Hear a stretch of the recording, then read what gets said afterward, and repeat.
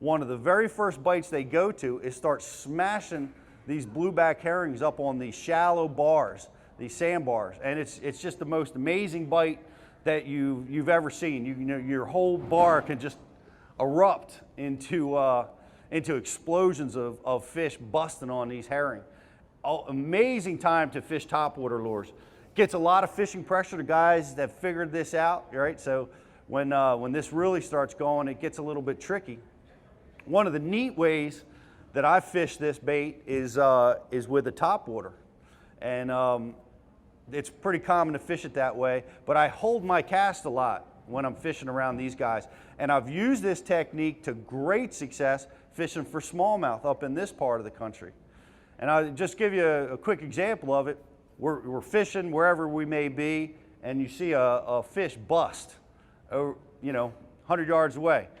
Your bait's out here. You reel up and you fire out to that feeding smallmouth, but by the time you get there, he's gone, right? And this happens a lot when this is going on, when they're feeding on the bluebacks. So what you do is you hold your cast, and basically you're hunting, and you're looking for a fish to flip, you're looking for any disturbance, and then you'll see a bass come up and erupt. And you can very quickly get your bait right over there, and you'll catch them almost every time.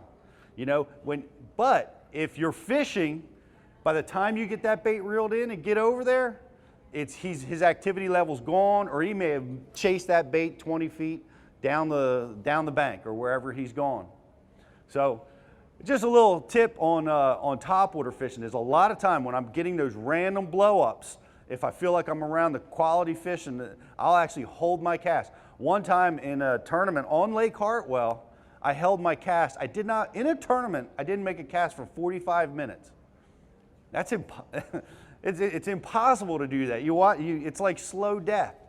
You know, but that's what you have to do. I remember one tournament I had down there, and at this time of the year, and me and the guy that I was fishing with were not getting along. It was the invitationals back then when we used to pair up with each other, pro on pro. And I wanted to go to my spot, he wanted to go to his spot. We were fighting the whole day. We couldn't, you know, he wanted control, I wanted control, and we're just butting heads. And then we're on this bar, and there's a couple other boats fishing, and it seemed like every time those bass would push those herring up, they were around the other boats, you know, out of the reach of our cast, and we couldn't get any. We're sitting on no fish, frustrated with each other, and finally, it was amazing. It was like half this room erupted with, you know, just giants, 3 to 6 pound largemouth, blowing herring all over the place.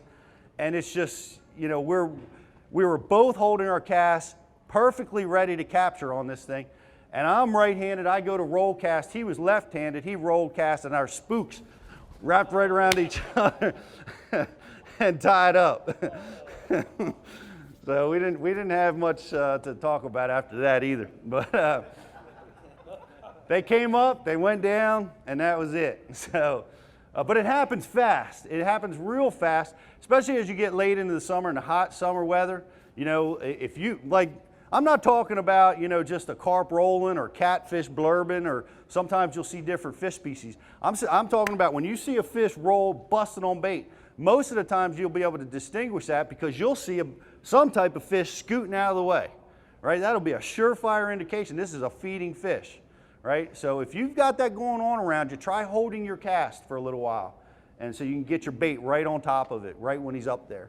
It'll make a difference. But anyway, I'll look for these fish in the spring where I'm from, a little bit later in the spring.